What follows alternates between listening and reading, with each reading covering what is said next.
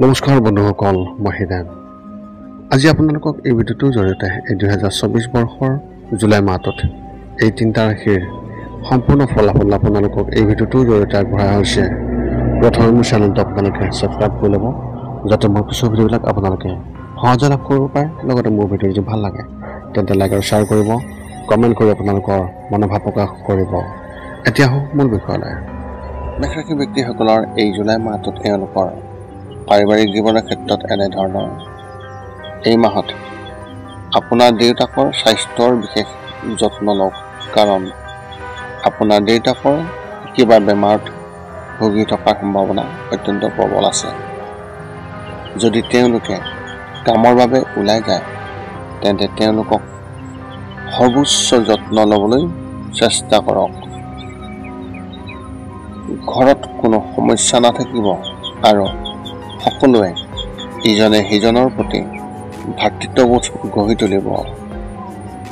আপোনালোকৰ ঘৰত কিবা এটা উৎসৱ বা ধৰ্মীয় অনুষ্ঠান হোৱাৰ সম্ভাৱনা অত্যন্ত প্ৰবল দেখা গৈছে। সন্তানৰ প্ৰতি আপোনাৰ মৰম বাঢ়িব, কিন্তু তেওঁলোকৰ চঞ্চলতায়ো আপোনাক যথেষ্টখিনি অসুবিধা দিব পাৰে। ব্যৱসায় আৰু চাকৰিৰ ক্ষেত্ৰত এনেধৰণৰ। আৰ্থিক দৃষ্টিকোণৰ পৰা এই মাহটোৱে আপোনালোকৰ বাবে কঢ়িয়াই আনিছে শুভ লক্ষণ। এই মাহত আপুনি আপোনাৰ ব্যৱসায়ত লাভ পাব আৰু এনে বহু সুযোগ আহিব যাৰ পৰা আপুনি ডাঙৰ লাভ কৰিবলৈ সক্ষম হ'ব। এনে পৰিস্থিতিত প্ৰতিদ্বন্দ্বীসকলৰ ওপৰত চকু ৰাখক আৰু কোনো সুযোগ হেৰুৱাব নালাগে। নতুন বাণিজ্যিক চুক্তিও হ'ব পাৰে। চৰকাৰী চাকৰি কৰা ব্যক্তিসকলে হয়তো এই মাহত প্ৰত্যাহ্বানৰ সন্মুখীন হ'বলগীয়া হ'ব। কৰ্মক্ষেত্ৰত ভ্ৰমণলৈও যাবলগীয়া হ'ব পাৰে। ব্যক্তিগত খণ্ডত কাম কৰা ব্যক্তিসকলে আন ক্ষেত্ৰতো নতুন অফাৰ পাব পাৰে, যিয়ে তেওঁলোকৰ ভৱিষ্যত উজ্জ্বল কৰি তুলিব। এনে পৰিস্থিতিত যিকোনো সিদ্ধান্ত লোৱাৰ আগতে নিশ্চিতভাৱে মাক দেউতাকৰ পৰা পৰামৰ্শ লোৱাটো অত্যন্ত প্ৰয়োজন হ'ব। শিক্ষা আৰু কেৰিয়াৰ ক্ষেত্ৰত এনেধৰণৰ। স্কুলীয়া শিক্ষা গ্ৰহণ কৰি থকা ছাত্ৰ ছাত্ৰীসকলে নিজৰ ভৱিষ্যতৰ কথা চিন্তা কৰিব আৰু ভৱিষ্যতে কোনটো ক্ষেত্ৰত তেওঁলোকে ভাল কাম কৰিব পাৰিব সেই বিষয়ে চিন্তা কৰিব। কলেজত পঢ়ি থকা ছাত্ৰ ছাত্ৰীসকলৰ বাবে এই সময়ছোৱা নিজৰ বাবে নতুন কিবা এটা কৰাৰ আশা কৰিব। ইয়াৰ বাবে তেওঁলোকে নিজকে নতুন কিবা এটা আৰম্ভ কৰাৰ কথাও ভাবিব পাৰে। প্ৰতিযোগিতামূলক পৰীক্ষাৰ বাবে প্ৰস্তুতি চলাই থকা ছাত্ৰ ছাত্ৰীসকলে নিজৰ লক্ষ্যত গুৰুত্ব দিব, যিয়ে তেওঁলোকৰ আত্মবিশ্বাস বৃদ্ধি কৰিব। তেওঁলোকে নিজকে উন্নত কৰাৰ বাবে এটা জীৱনশৈলী গ্ৰহণ কৰিবলৈ চেষ্টা কৰিব আৰু সেই অনুসৰি অনুসৰণ কৰিব। প্ৰেমৰ ক্ষেত্ৰত এনেধৰণৰ। এই মাহত বিবাহিত লোকসকলে নিজৰ সংগীক লৈ চিন্তিত হৈ থাকিব আৰু ইজনে সিজনৰ ওপৰত যি বিশ্বাস, সেই বিশ্বাস যথেষ্টখিনি কমি যাব পাৰে। এনে পৰিস্থিতিত দুয়োজনে ইজনে সিজনৰ লগত মুকলিকৈ কথা পাতক আৰু সন্দেহ দূৰ কৰিব লাগিব, নহ'লে যিকোনো আপোনাৰ সমস্যা হ'ব পাৰে, যিবোৰ আপোনাৰ ভৱিষ্যতৰ বাবে খুবেই ভাল হ'ব যদি আপোনালোকে সকলো সমস্যা দূৰ কৰিবলৈ চেষ্টা কৰে। প্ৰেমৰ ক্ষেত্ৰত যিসকলে ৰিলেশ্যনশ্বিপত আছে সেইসকলৰ ক্ষেত্ৰত তেওঁলোকৰ জীৱনৰ সংগীৰ সৈতে মতানৈক্য হ'ব পাৰে, যিয়ে তেওঁলোকৰ সম্পৰ্কত টেঙা কৰিব পাৰে। অবিবাহিত লোকসকলে হয়তো এই মাহত বিবাহৰ প্ৰস্তাৱ পাব, কিন্তু তেওঁলোকে ভালকৈ কাৰোবাক বিচাৰিবলৈ আগ্ৰহ কৰিব। ইয়াৰ বাবে তেওঁলোকৰ হাতত যি সুযোগ আহিছে সেয়াও হেৰাই যাব পাৰে। স্বাস্থ্যৰ ক্ষেত্ৰত এনেধৰণৰ শাৰীৰিকভাৱে আপুনি পেটৰ লগত জড়িত যি সমস্যা, সেই সমস্যাত আপুনি আক্ৰান্ত হোৱাৰ সম্ভাৱনা অত্যন্ত প্ৰবল দেখা গৈছে, যাৰ ফলত ডায়েৰিয়া, কোষ্ঠকাঠিন্য, বদহজম আদি সমস্যাৰ সৃষ্টি হ'ব পাৰে। যদি আপুনি ঘৰৰ পৰা আঁতৰত থাকি বাহিৰৰ খাদ্য গ্ৰহণ কৰে, তেন্তে এই মাহত ইয়াক পৰিহাৰ কৰক আৰু যিমান পাৰে কেৱল ঘৰতে বনোৱা খাদ্যহে আপুনি খাবলৈ চেষ্টা কৰক। আপোনাৰ মনটো অলপ হতাশ হৈ থাকিব, যাৰ বাবে মানসিক চাপৰ সমস্যা থাকিব পাৰে। আপুনি কিবা এটা চিন্তাত পৰিব, যাৰ বাবে আপুনি খং উঠিব পাৰে।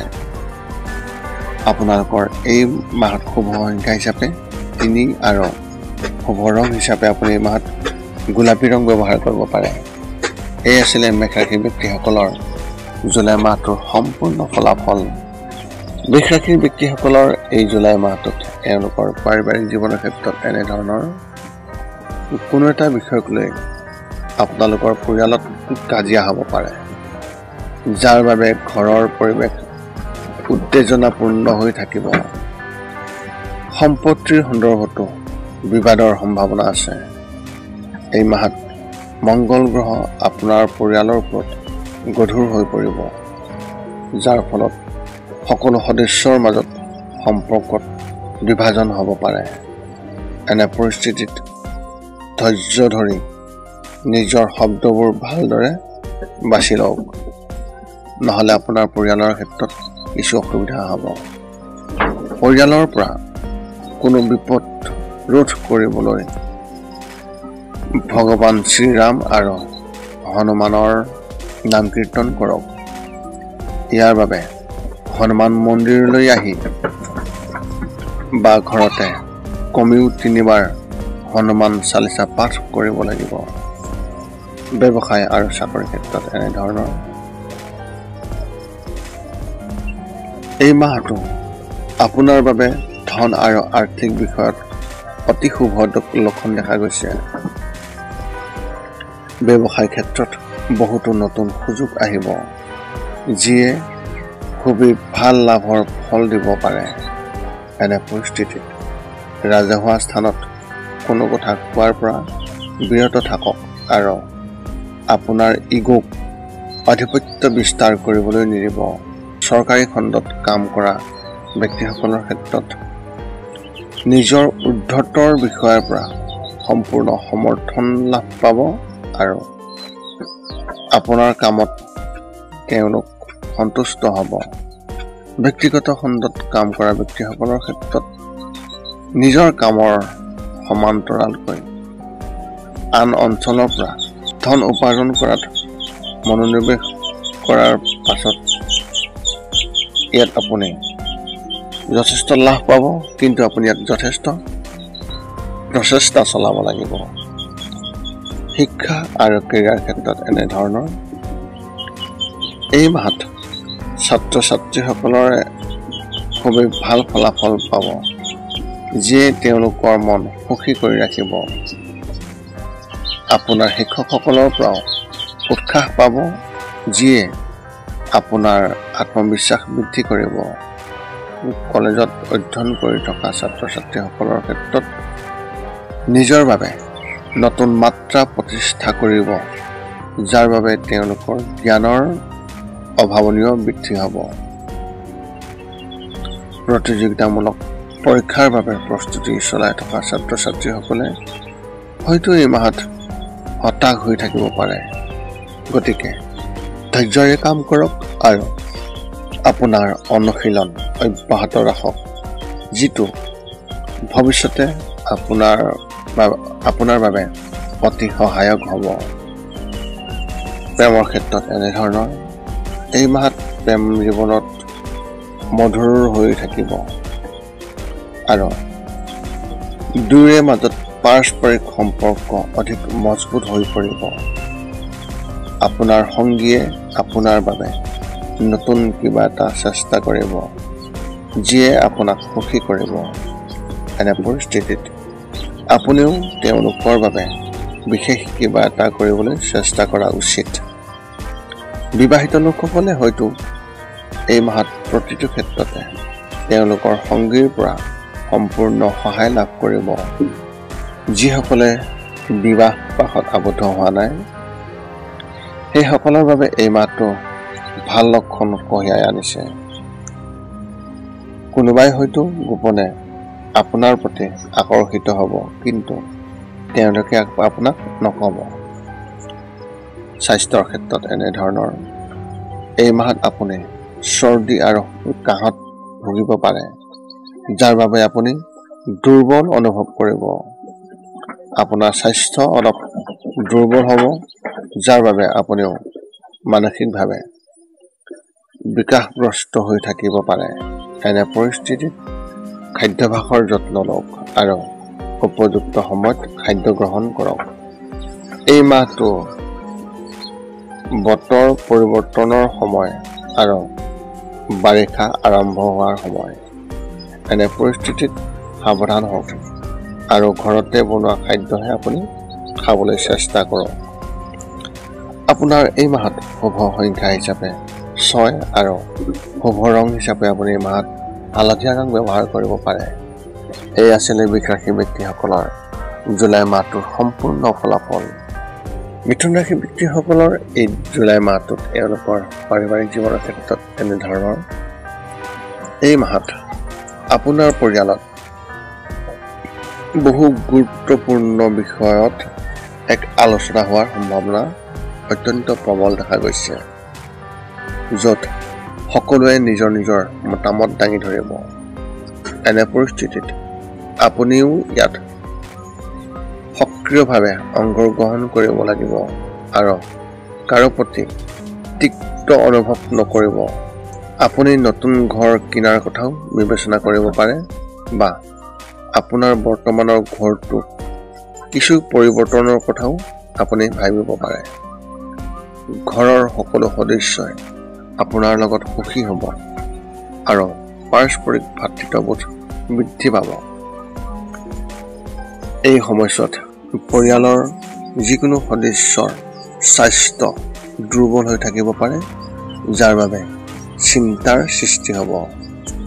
ব্যৱসায় আৰু চাকৰিৰ ক্ষেত্ৰত এনেধৰণৰ ব্যৱসায়ীসকলে এই মাহত অলপ সাৱধান হোৱাটো অতি প্ৰয়োজন, কাৰণ আপুনি নতুন চুক্তি কৰাৰ সুযোগ পাব, কিন্তু মনোযোগৰ অভাৱত তেওঁলোকেও আপোনাক এৰি যাব পাৰে।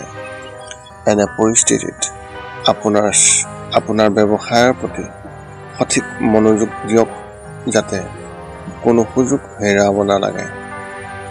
চৰকাৰী খণ্ডত কাম কৰি থকা ব্যক্তিসকলৰ ক্ষেত্ৰত এনেধৰণৰ নিজৰ বাবে নতুন সুযোগ পাব, যাৰ বাবে তেওঁলোকৰ মন বিভ্ৰান্ত হৈ থাকিব। ভৱিষ্যতৰ সন্দৰ্ভতো তেওঁলোকে এটা ডাঙৰ সিদ্ধান্ত ল'ব পাৰে। ব্যক্তিগত খণ্ডত কাম কৰা ব্যক্তিসকলৰ ক্ষেত্ৰত নিজৰ চাকৰিৰ প্ৰতি সন্দেহ প্ৰকাশ কৰিব, যাৰ বাবে তেওঁলোকৰ আন খণ্ডত নতুন চাকৰি বিচাৰিবলৈ প্ৰবল হেঁপাহ থাকিব। শিক্ষা আৰু কেৰিয়াৰ ক্ষেত্ৰত এনেধৰণৰ বিদ্যালয়ৰ ছাত্ৰ ছাত্ৰীসকলে এই মাহত নিজৰ বাবে নতুন কিবা এটা কৰাৰ সুযোগ পাব, যিয়ে তেওঁলোকৰ জ্ঞান বৃদ্ধি কৰিব। এনে পৰিস্থিতিত একো শিকিবলৈ দ্বিধাবোধ নাথাকিব। কলেজত পঢ়া ছাত্ৰ ছাত্ৰীসকলে নিজৰ বাবে নতুন কিবা এটা কৰাৰ কথা ভাবিব আৰু ইয়াৰ বাবে বয়োজ্যেষ্ঠসকলৰ লগতো আন্দোলন কৰা দেখা যাব। ইয়াৰ বাবে সঠিক গৱেষণা নিশ্চিতভাৱে কৰক। প্ৰতিযোগিতামূলক পৰীক্ষাৰ বাবে প্ৰস্তুতি চলাই থকা ছাত্ৰ ছাত্ৰীসকলে নতুন কিবা এটা শিকিবলৈ অধিক মনোনিৱেশ কৰিব।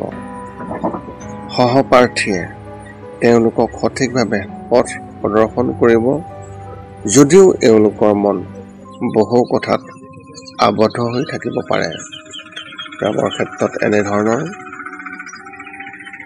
বিবাহিত লোকসকলে নিজৰ সংগীৰ সৈতে ওলাই যাবলৈ মন কৰিব, কিন্তু তেওঁলোকে কিবা এটা কাৰণত যাব নোৱাৰিব পাৰে, যাৰ ফলত আপোনাৰ সংগীৰ প্ৰতি হতাশ হ'ব পাৰে। প্ৰেমৰ ক্ষেত্ৰত যিসকলে ৰিলেশ্যনত আছে, সেই ব্যক্তিসকলৰ ক্ষেত্ৰত সংগীৰ সৈতে সম্পৰ্ক দুৰ্বল হ'ব পাৰে আৰু তেওঁলোকে সংগীৰ প্ৰতি সন্দেহ প্ৰকাশ কৰি থাকিব। অবিবাহিত লোকসকলে এই মাহত কাৰোবাৰ প্ৰেমত পৰিব পাৰে, যাৰ বাবে তেওঁলোকে নতুন কিবা এটা কৰাৰ চেষ্টা কৰিব। এনে পৰিস্থিতিত নিজকে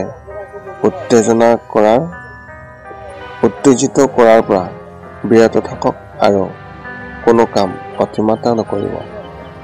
স্বাস্থ্যৰ ক্ষেত্ৰত এনেধৰণৰ এই মাহটো আপোনাৰ স্বাস্থ্যৰ দৃষ্টিকোণৰ পৰা খুবেই ভাল দেখা গৈছে আৰু কিছুমান সৰু সৰু ৰোগৰ বাহিৰে বিশেষ সমস্যা নাথাকিব। মাহৰ তৃতীয় সপ্তাহত হাঁফানি ৰোগীসকলে সমস্যাৰ সন্মুখীন হ'ব পাৰে, সেইবাবে তেওঁলোকে সাৱধান হোৱাটো অতি প্ৰয়োজন আৰু নিজৰ বিষয়ে বিশেষ যত্ন লওক। আপুনি মানসিকভাৱে সুস্থ অনুভৱ কৰিব আৰু নতুন ধাৰণা আপোনাৰ ভিতৰত আত্মসাৎ হ'ব। মাহৰ শেষত কিবা কাৰণত টোপনিৰ অভাৱৰ সমস্যাই আপোনাক আমনি কৰিব পাৰে। টোপনি কম হোৱাৰ বাবে অস্থিৰতা অনুভৱ কৰিব। এনে পৰিস্থিতিত শুই উঠাৰ আগতে ধ্যান কৰাৰ অভ্যাস গঢ়ি তোলক, যাৰ ফলত আপুনি খুবেই ভাল ফলাফল লাভ কৰিব। আপোনাৰ এই মাহত শুভ সংখ্যা হিচাপে 5 আৰু শুভ ৰং হিচাপে আপুনি এই মাহত নীলা ৰঙক ব্যৱহাৰ কৰিব পাৰে। এই আছিল মিথুন ৰাশি ব্যক্তিসকলৰ এই জুলাই মাহটোৰ সম্পূৰ্ণ ফলাফল। পুনৰ লগ পাম অন্য এটা ভিডিঅ'ত। আজিলৈ ধন্যবাদ।